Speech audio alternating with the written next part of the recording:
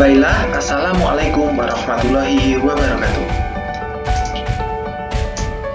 Pada kesempatan kali ini, di sini saya akan mencontohkan tentang kegiatan konseling individual. Sebelumnya, perkenalkan, nama saya Ivan Julianto, NPM A1L019007. Di sini, saya mahasiswa yang berasal dari program studi bimbingan dan konseling, jalur ilmu pendidikan, Fakultas Keguruan dan Ilmu Pendidikan Universitas Bengkulu. Nah, video konseling individual ini merupakan ujian akhir semester mata kuliah konseling individual. Pada video kali ini, di sini saya sebagai konselor, dan selanjutnya Winda Haryani sebagai konselor.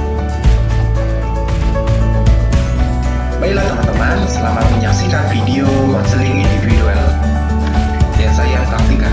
Terima kasih.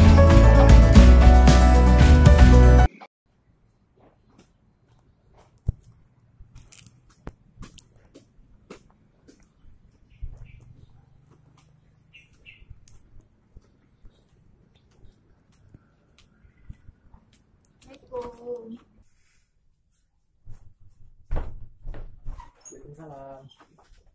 Ya, masuk. Terima kasih.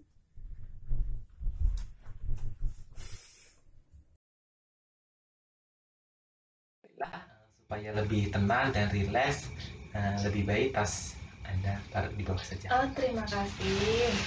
Baik, sama-sama. Oh iya, Anda tadi dari mana? Saya tadi sedang bekerja di Langit Biru. Langit Biru. Bagaimana kabarnya Anda hari ini? Alhamdulillah, saya sangat sehat. Alhamdulillah kalau gitu.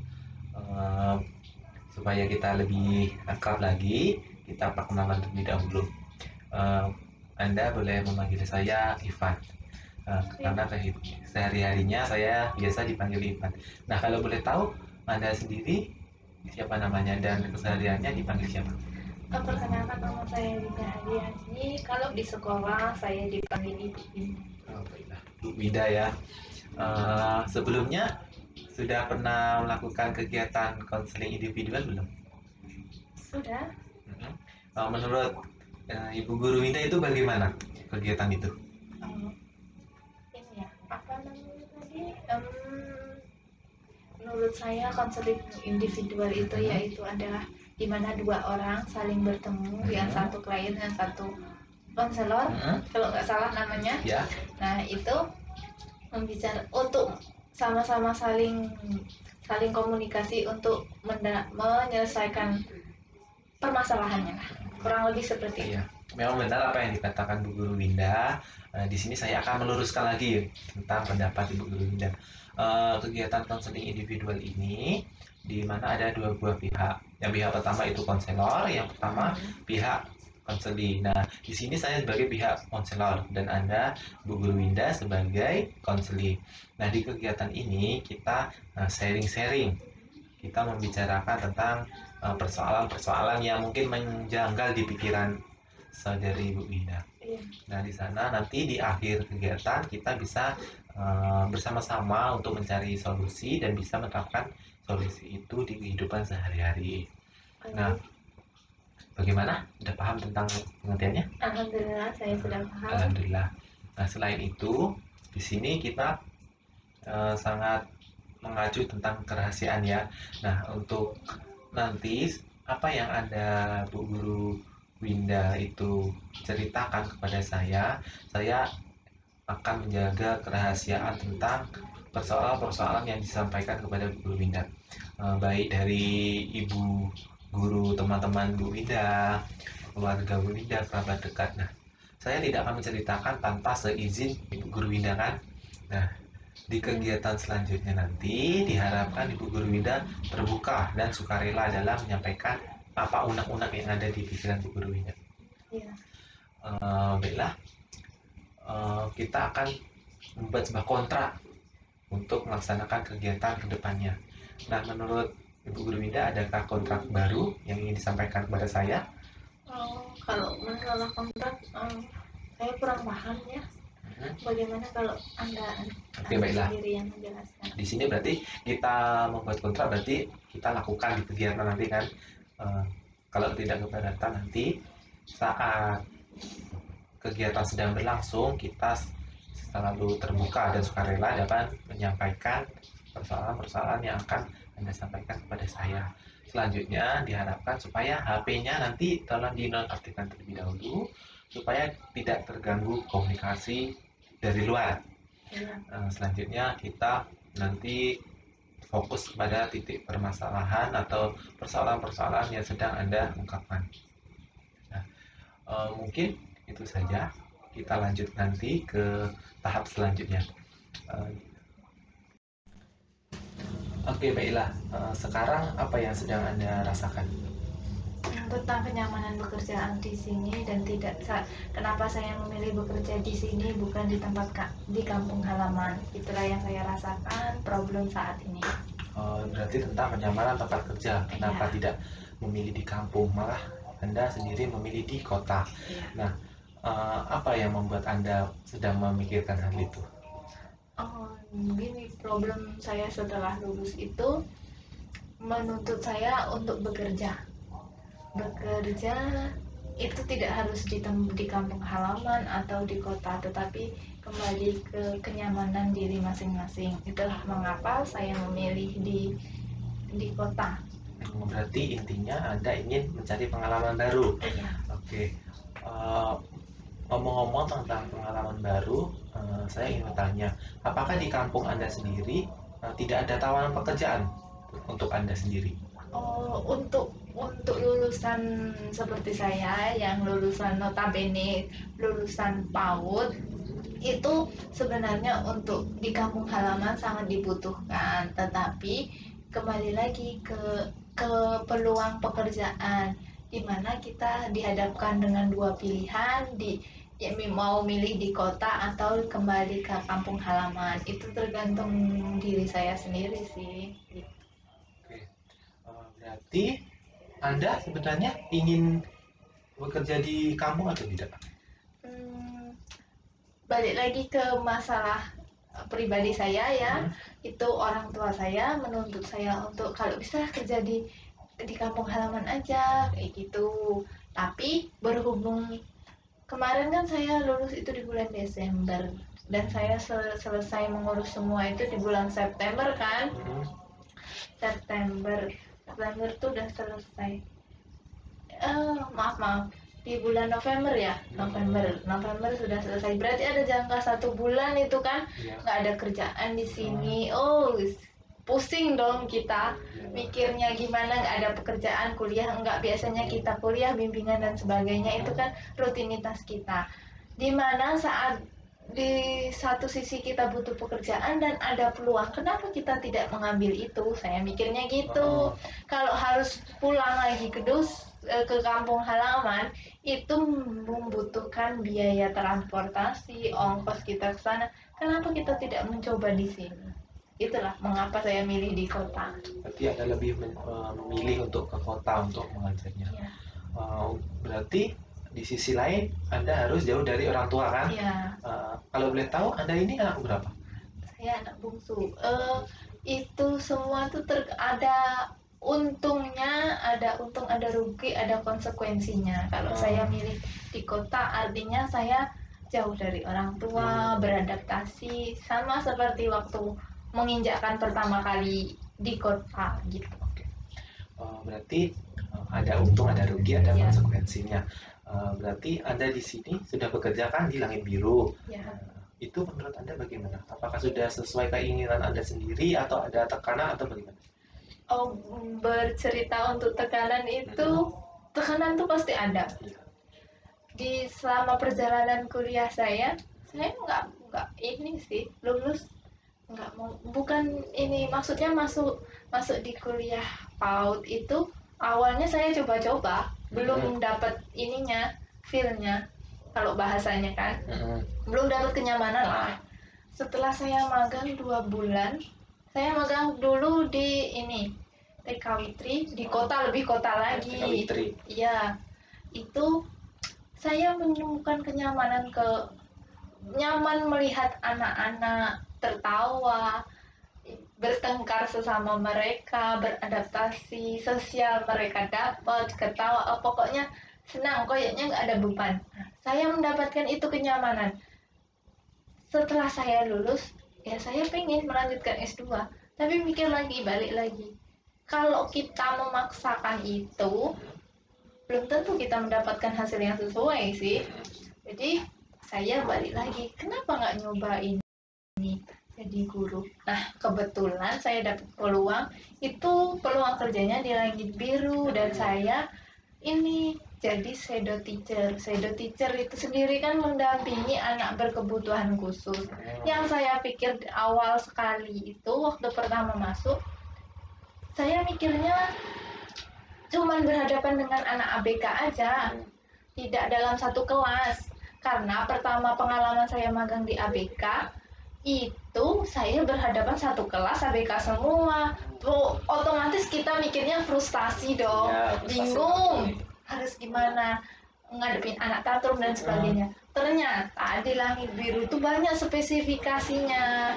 Anak ABK itu ada yang autis, ada yang space delay, ada yang hiper, macam-macam. Dan kebetulan saya itu dapat anak ABK yang space delay. Jadi anak itu keterlambatan bicara. Hanya itu. Tapi dalam beberapa belakangan ini saya lihat, karena kan saya baru masuk itu 3 bulan, berjalan 5 bulan ya. Itu anak itu perkembangannya sudah mulai bagus, karena sosialnya itu tadi sama anak. Karena dia dalam satu kelas itu kan anaknya 15. Nah, karena sekarang sistem pandemi kan, itu dibagi 15 itu dibagi 2. Jadi satu minggu itu 3 kali masuk. Tapi untuk anak ABK tiap hari dari Senin sampai Jumat. Nah, dari situ kan anak tuh berkomunikasi baik sama teman-temannya tuh kan. Jadi sedikit banyak anak yang space delay tadi bicaranya itu pas. Misalnya, Kak, saya awalnya dia manggil saya itu, kata saya itu ayah. Lama-lama dia pas saya mau, udah pas saya mau makan. Nah, itu udah lama-lama pas, kosakata perkatanya itu. Oh, itu karena speed delay tadi kan? Iya. Oke. Karena Anda kan sekolah mengajar di Langit Biru, itu bagian shadow teacher, terutama pada anak speed delay. Nah, Anda tadi sudah menjelaskan kan panjang lebar bahwa Anda sudah merasa nyaman mendapatkan feel-nya di PAUD itu sendiri setelah magang di TK Witri di perkotaan. Nah, di situ Anda mulai nyaman, mulai ada feel, mulai dapat, karena ada keceriaan dari anak-anak, itu berantem. Ada serunya juga melihat anak-anak itu berkomunikasi. Betul. Nah, di sana juga Anda tadi berbicara mengenai peluang S2. Seandainya itu ada peluang S2 untuk Ibu Guru Winda, apa yang akan Anda lakukan? Kalau peluang S2 itu kan S2 untuk guru ya. Kalau ada peluang, saya udah ngajar, kenapa nggak diambil, kayak gitulah istilahnya. Karena ibaratnya tuh peluang nggak datang satu kali. Dan kalau bisa tuh kesempatan yang ada dimanfaatkan sebaik mungkin. Sama halnya saya tadi, ada pekerjaan langsung diambil gitu. Itu untuk jenjang pendidikan ya. Iya. Kalau ada S2 itu kan peluang yang sangat besar tentunya, banyak orang yang ingin lanjut sekolah untuk diambil Ibu Guru Winda. Iya. Nah, selanjutnya tentang tempat Anda mengajar tadi, itu di situ Anda ada pesan kesan tidak untuk terutama untuk Anda sendiri yang mengajar untuk anak ABK, terutama pada speed delay anak-anaknya, itu bagaimana menurut perasaan Anda? Ataukah Anda ada beban atau bagaimana ketika Anda sedang mengajar? Kalau saya sendiri pribadi selama 4 bulan, berjalan 5 bulan ya di sana, belum lama sih, tapi saya merasakan kenyamanan dan saya mendapatkan oh ini loh sebenarnya yang saya mau, ternyata bekerja itu harus bahagia dan saya mendapatkan itu semua. Dan di PAUD Langit Biru itu bukan sekedar seperti sekolah-sekolah biasa kayak kita dulu lah, ibaratnya kayak gitu. Itu adalah terobosan dari sekolah alam. Jadi kalau anak kami setiap semester itu ada leadership untuk gurunya, ada ibaratnya mengeksplor gurunya, belajar hidup di alam, melatih diri untuk mandiri lah. Bukan hanya anaknya aja disuruh mandiri ya, kira-kira begitu. Tapi itu semua dinikmati adalah proses untuk ibaratnya tuh mengeksplor diri kita sampai kemana. Yang biasanya pengen mendaki nggak bisa daki karena kehambat orang tua atau kehalang restu lah ibaratnya. Tapi di situ bisa diungkapkan lah, bisa dilakukan kayak gitu. Berarti penempatan kerja itu tergantung kemauan diri kita dan keikhlasan kita dalam terima kan. Di sana juga Anda tadi sudah menjelaskan bahwa di sekolah Anda juga itu sekolah alam, ada pendakian, itu ibaratnya refreshing kan. Terutama di ujung-ujung semester sudah merekap rapot, merekap nilai-nilai anak itu. Betul sekali. Untuk selanjutnya Anda di sini kan ngekos kan? Ngekos untuk kebutuhan sehari-harinya, kalau boleh tahu dan kalau bisa Anda jawab jujur saja, itu bagaimana untuk kebutuhan pokok? Itu untuk biaya, sebelumnya Anda sudah PNS atau honor? Saya sendiri masih honor, kan masih baru, itu masih honor. Untuk biaya itu sendiri yang seperti Anda sebutkan tadi, itu kalau saya masih dibantu karena jujur saja kalau perempuan itu butuh yang namanya uang bedak dan sebagainya, belum lagi transportasi dan uang makan. Kalau itu semua kadang-kadang masih dikirim sama orang tua. Kalaupun nggak minta kiriman, pasti orang tua tahu gitu kan. Iya, sama kayak kita ngekos kemarin, itu kan sedikit sebulan sekali dikirim. Nah, kurang lebih masih seperti itu. Menurut Anda untuk gaji Anda sendiri sudah mencukupi atau belum? Kalau urusan gaji cukup nggak cukup itu tergantung kita mengolah keuangan ya. Nah, kalau dibandingkan di dusun sama aja. Untuk di dusun otomatis salarinya itu kurang lebih 300. Kalau di sini kan kurang lebih 500. Nah, kalau dibandingkan kita untuk mencari pengalaman, ibaratnya keluar dari kandang lah, itu mengeksplor diri sendiri. Itu tadi saya milih di kota karena yaitu duit kita bisa melatih, menghemat uang harus cukup selama sebulan ditambah nabung, dan kita memikirkan kebutuhan pribadi dan kebutuhan yang lain-lain gitu. Untuk kebutuhan itu kan terasa cukup ya, cukup nggak cukup harus dicukupkan. Betul. Menurut Anda bagaimana, kan banyak orang-orang di luar sana kan dia mengajar sambil buka karir, buka warung POPS atau apa dan lain-lainnya.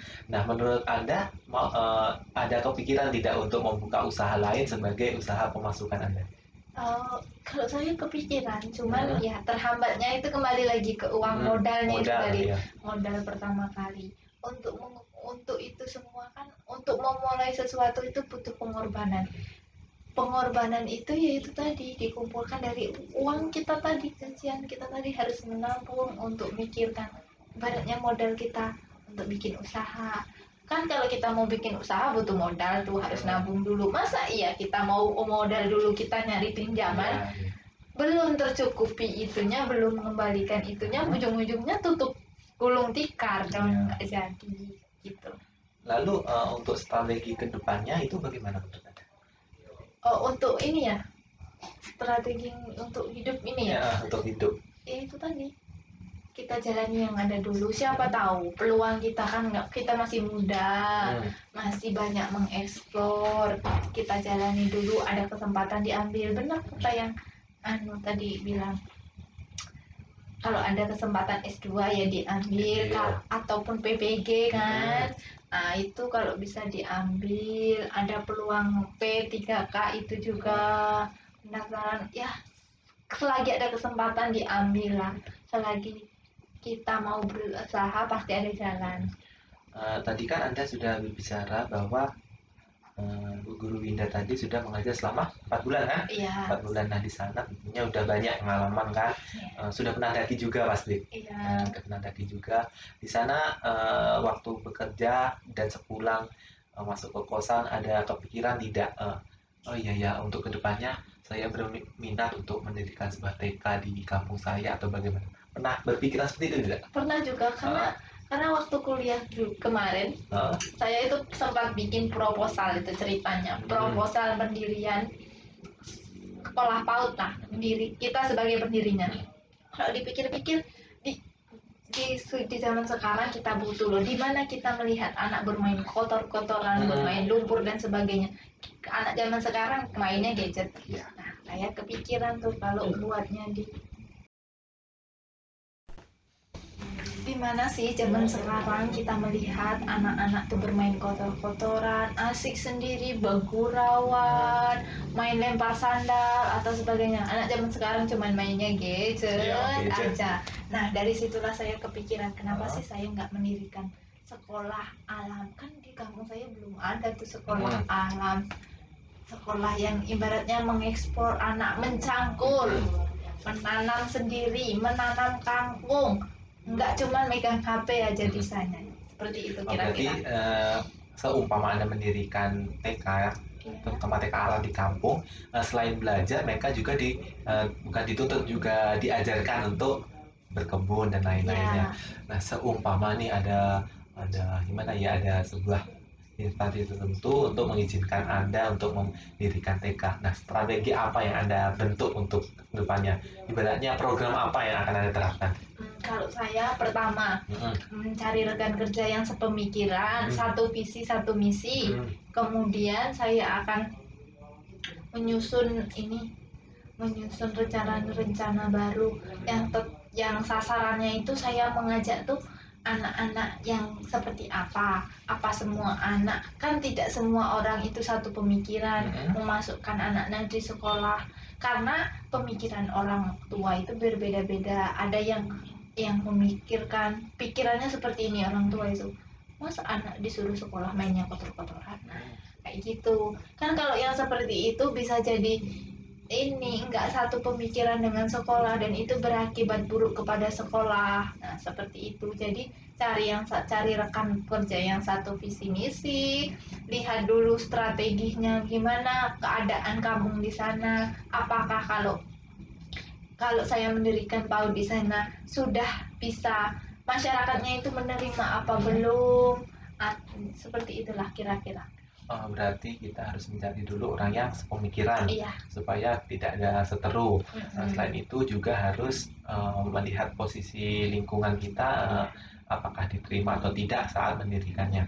Nah, seumpamakan di sini Anda masih honor kan, seumpamakan ada PNS dan alhamdulillah di sana Ibu Guru Winda sudah lulus. Nah, dan Anda ini ditetapkan di misalnya kan sekarang Anda di Bengkulu, dan misalnya Anda ditempatkan di daerah luar Sumatera, misalnya di Kalimantan. Di Kalimantan pun itu lokasinya sangat mendalam, susah sinyal dan lain-lain. Itu bagaimana? Apakah Anda ambil atau tidak? Kalau saya diberi kesempatan seperti itu, karena kesempatan kayak seperti itu nggak datang 2 kali, insya Allah bakal saya ambil. Nanti setelah berjalannya saya di sana, bagaimana beberapa tahun, ataukah saya punya kepikiran setelah saya kerja di sana 5 tahun saya ingin pindah ke sini, ya nggak apa-apa sih kalau saya mikirnya kayak gitu. Karena kita juga butuh untuk memikirkan kebahagiaan kita sendiri. Nah, itu menurut saya. Nah, tadi kan Ibu Guru Winda sudah memberitahu saya bahwa Ibu Guru Winda ini anak bungsu, anak perempuan lagi. Kemungkinan besar seperti yang kita ketahui bahwa anak terakhir perempuan itu sulit untuk mendapatkan restu terutama dari ayah ibu kan. Betul sekali. Terutama itu ditempatkan di luar provinsi, Kalimantan itu tadi contohnya. Itu bagaimana jika orang tua tidak merestui? Saya akan, karena ini PNS ya, siapa sih yang nggak mau jadi PNS? Nah, seperti itu saya akan berusaha memberikan pengertian dulu, kalau bisa itu dikasih penjelasan, ngomong dengan hati ke hati lah ibaratnya, biar sama-sama paham untuk mencari jalan keluarnya sendiri, seperti itu sih. Untuk saudara-saudara Ibu Guru Winda itu sudah nikah semua? Alhamdulillah sudah. Sudah nikah. Berarti Iya. memang benar dari anak bungsu dan belum nikah sendiri kan? Iya. Untuk kesehariannya di kos ini, apakah juga sering membantu memberikan sembako untuk kehidupan di kosan selama di Bengkulu bekerja, atau bagaimana untuk saudara-saudara Ibu Guru Winda? Sejauh ini saya nggak pernah minta itulah ibaratnya ya. Kalau itu semua tuh dari kedua orang tua saya, itu pun sudah cukup karena mereka sangat pengertian dan memahami posisi saya, karena saya ingin kuliah seperti itu, langkah jauh dari mereka, dan mereka ya sedikit banyak ibaratnya itu ikhlas lah, ikhlas nggak ikhlas ya diikhlaskan, anaknya kan ini sekolah ibaratnya kayak gitu. Nah, Anda kan sudah cukup lama juga mengajar di kota sini kan, sudah 4 bulan itu berjalan cukup lama sudah. Ada kepikiran tidak untuk meninggalkan pekerjaan di kota ini dan mencoba untuk bekerja di kampung? Sejauh ini karena saya sudah dikontrak ya, itu saya nikmati dulu dong kontraknya, menikmati kegiatannya tadi seperti jalan-jalan, hiking, daki, backpacker dan sebagainya. Saya nikmati dulu. Kenapa? Saya mencoba yang lain dulu. Siapa tahu nanti ada peluang seperti yang Masnya tadi bilang. Itu kan ada kesempatan PPG atau lulus PNS kan langsung dikirim kemana. Ya sudah, kalau peluangnya itu datang ya diambil. Kita harus berpikir terbuka, berpikir luas untuk melihat semua itu, jangan hanya terpaku pada satu sisi aja. Berarti itu namanya kita mengurung diri sendiri dan tidak mau mengeksplor diri. Sangat merugikan itu untuk diri sendiri kalau menurut saya. Terkadang persepsi orang lain dengan persepsi kita sendiri itu berbeda. Iya, betul. Dan kepuasan orang lain juga itu berbeda dengan kita. Misal gaji kita segini, itu menurut kita sudah cukup banyak, tetapi di persepsi orang lain itu sangat masih kurang ibaratnya. Nah, untuk yang lainnya, misalnya Anda dikontrak berapa tahun di sini? Saya kerja di Langit Biru itu dikontrak 2 tahun. Oh iya, dikontrak 2 tahun lama berarti kan? Ini sudah berjalan hampir setengah tahun kan? Iya. Ada 1,5 tahun lagi kurang lebih. Nah, untuk setelah selesai kontrak itu nanti Anda bagaimana untuk berpikiran kemana? Kalau selesai selesai kontrak ya, tergantung lihat situasinya sih. Kalau saya dapat jodoh duluan ya, saya ikut suami dong. Terus kalau saya duluan beratnya dapat beasiswa S2 dulu berarti. Kalau ini PPG disuruh dari yayasan mengajukan PPG misalnya, saya ambil aja kayak gitu. Pokoknya saya mengambil kesempatan yang ada selama 2 tahun, memanfaatkan waktu saya kontrak 2 tahun di sini, supaya tidak ada penyesalan, karena penyesalan itu adalah neraka paling dalam kalau menurut saya, karena nggak bisa untuk diperbaiki. Penyesalan itu datangnya terakhir. Nah, seperti itu kira-kira. Berarti kita ini menjalani sesuai apa yang diperintahkan oleh, ibaratnya sudah ditakdirkan oleh Yang Maha Kuasa kan ya. Kita lanjut kemana? Itu tentunya ada doa juga dari orang tua yang mendoakan kita untuk selalu berusaha yang terbaik untuk mereka. Nah, begini, seumpama ini ada sebuah problem kan, Ibu Guru Winda di sini kan sudah bekerja, nah belum selesai kontrak 2 tahun, misalnya sudah ketemu jodoh nih, itu bagaimana? Itu gimana ya, mau langsung nikah atau langsung menyelesaikan kontraknya dulu atau bagaimana? Kalau saya di dalam waktu jangka 2 tahun itu saya ketemu jodoh, ibaratnya setahun saya ngajar di sana, ketemu jodoh ya, amin. Kebetulan kalau ketemu jodoh di sana, alhamdulillah, berarti saya otomatis enggak ngejar jodoh dulu. Sudah itu lanjutin, saya nikah, selesai itu nanti kontraknya, 2 tahun baru saya kembalikan ke suami saya. Mau gimana, mau dilanjutin apa enggak? Selama setahun saya kerja di sini, kamu keberatan enggak? Kayak gitu. Kalau misalnya keberatan, hak seorang istri kan kepada suami, jadi tergantung suaminya mau gimana. Seperti itulah kira-kira. Baiklah, kita tadi sudah bicara tentang panjang lebar tentang keluh kesah, tentang persoalan-persoalan yang Anda sampaikan tadi. Nah, untuk di akhir ini ada tidak pesan kesan atau unek-unek Anda selama kita melaksanakan konseling tadi? menurut saya pesan dan kesan selama perjalanan hidup saya, ibaratnya dari awal kuliah sampai saya bekerja di kota ini sendiri, saya cuman berpesan kepada diri saya sendiri. Kalau bisa memotivasi orang lain itu syukur, kalau enggak ya terserah saja. Menurut saya hidup itu perlu dijalani, dinikmati dan disyukuri. Dimana setiap jalan yang kita tempuh itu enggak cuma mulus aja, jalan terjal berliku dan penuh air mata, kekecewaan, disakiti teman, ditikung teman, dihianati teman sendiri, itu pasti itu semua itu perjalanan yang kalau saya ngomong tuh sangat itu dijalani, itu dinikmati, pokoknya dinikmati. Tadi kan saya ngomong dijalani, sekarang dinikmati. Prosesnya itu harus dinikmati, pahitnya, pedihnya itu harus kita nikmati. Gimana kita cara menikmatinya itu kembali ke diri kita sendiri. Gimana kita mensyukuri, terus terakhir kita harus mensyukuri. Perjalanan panjang itu, penderitaan itu pasti Allah Subhanahu wa Ta'ala memberikan, nanti suatu saat akan memberikan kemudahan untuk kita yang selalu percaya kepadanya. Itulah tadi kenapa saya ngomong hidup itu harus dijalani, semangat, harus dinikmati, kemudian ya disyukuri. Walaupun tuh kadang tuh kita merasa udah capek banget, tapi gitu kan? Ya, tapi kita harus tetap mensyukurinya. Karena kalau kita nggak mensyukuri, berarti kita termasuk orang-orang yang lalai dalam menjalani kehidupan kita sendiri. Tentang kita nggak bertanggung jawab kepada diri kita sendiri. Sudah, menurut saya itu. Jadi intinya jalani sesuai alur yang Tuhan tentukan saja ya. Jangan polos-polos dengan teman dan lain-lainnya. Nah, untuk kesimpulan kegiatan konseling kita tadi itu bagaimana? Apa yang Anda rasakan? Sudah merasa lega atau bagaimana?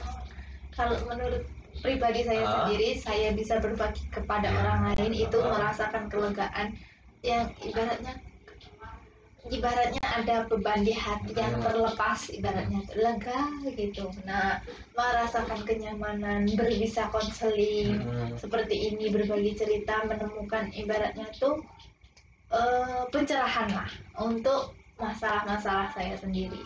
Begitu. Baiklah, terima kasih atas partisipasi Anda datang ke sini menemui saya untuk berbagai tentang pengalaman tentang kehidupan kerja Anda selama mengajar di Langit Biru ya. Tentunya semoga ini tidak menjadi yang terakhir Anda menjumpai dengan saya. Kita bisa mengadakan konseling lanjutan untuk selanjutnya apabila Anda ingin mengungkapkan apa yang Anda ingin ungkapkan. Nah, di sini saya juga berterima kasih sudah datang karena kemauan sendiri, tidak ada paksaan dari orang lain. Karena kalau datang sendiri itu bisa lebih terbuka, tidak ada tekanan. Beda lagi dengan kalau kamu ke sini itu disuruh atau ditekan dengan orang lain. Kamu harus konseling, harus ini, harus itu. Itu tentunya akan menjadi tertutup ketika saat melakukan konseling. Nah, mungkin kegiatan hari ini kita cukupkan. Kita bisa berjumpa di lain waktu, dan saya harap Anda tidak sungkan-sungkan untuk menghubungi saya ketika akan mengadakan konseling.